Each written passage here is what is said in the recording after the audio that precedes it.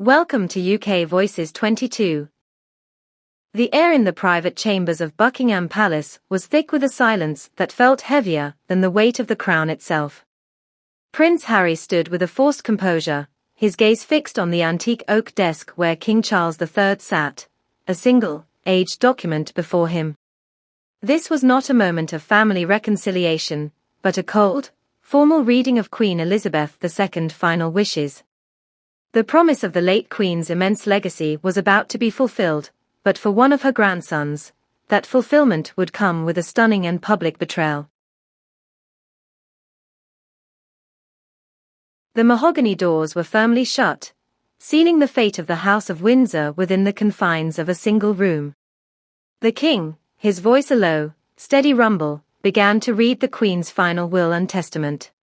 He spoke of charitable trusts, of art collections passed down through generations, and of the vast estates that formed the bedrock of the monarchy's wealth.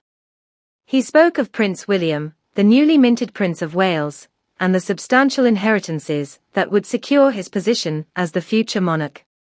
The room filled with the rustle of official papers and the murmured acknowledgements of advisers. Then, he paused. The King cleared his throat, a subtle but distinct shift in his demeanor. He picked up a separate, smaller document, a codicil, a final amendment to the will.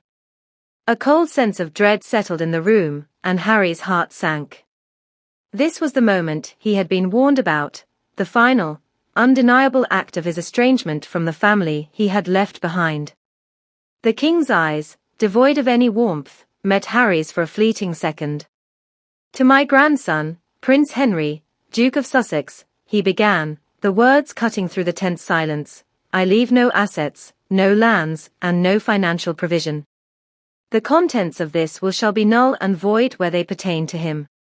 The words hung in the air, a final, unassailable decree from a monarch long departed. The Queen's will, a document of immense power and historical weight, had, in its final moments, delivered the ultimate rejection.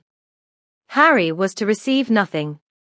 The news, when it inevitably broke, sent shockwaves across the globe. The quiet formality of a royal will reading exploded into a public spectacle of unprecedented proportions.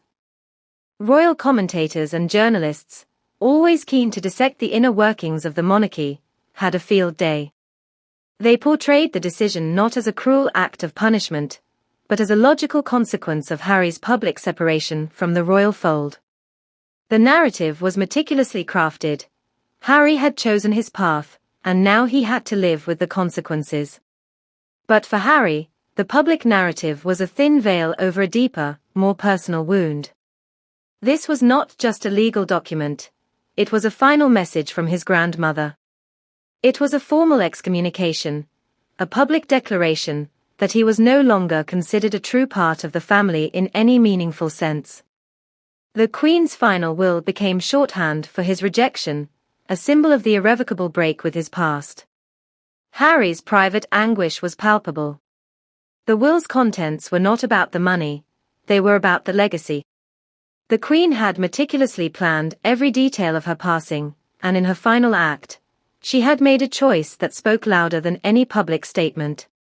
It was a choice that seemed to validate every criticism leveled against him since he and Meghan had stepped back from their royal duties. The family and the world had received the ultimate confirmation: Harry had gone too far. In the months that followed, the tension between the brothers grew into an unbridgeable chasm.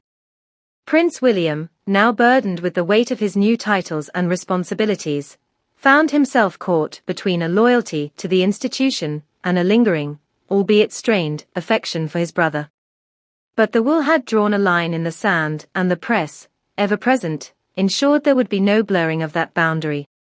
Then, a source from within the palace staff, a person who had served the Queen for decades, made a quiet, calculated move. They leaked a single, handwritten note, a small piece of stationery tucked away in the royal archives.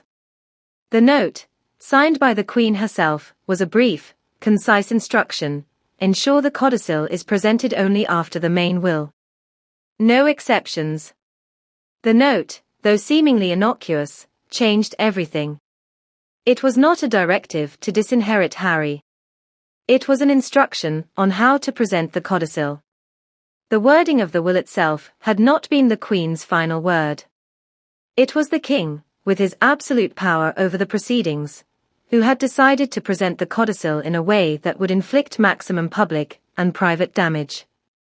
He had taken a legal amendment and turned it into a weapon, using the Queen's final wishes as a means to solidify his own position and punish his rebellious son. The true betrayal was not in the Queen's final wishes, but in the King's public delivery of them. The Queen's final will had become a smokescreen, a masterpiece of public manipulation. King Charles had used his mother's death to achieve what he could not during her life, the final, definitive expulsion of Prince Harry from the royal fold. The promise of the Queen's will was a lie, and the truth, hidden in a single, leaked note, revealed that the ultimate act of betrayal came not from a departed monarch, but from the new king himself.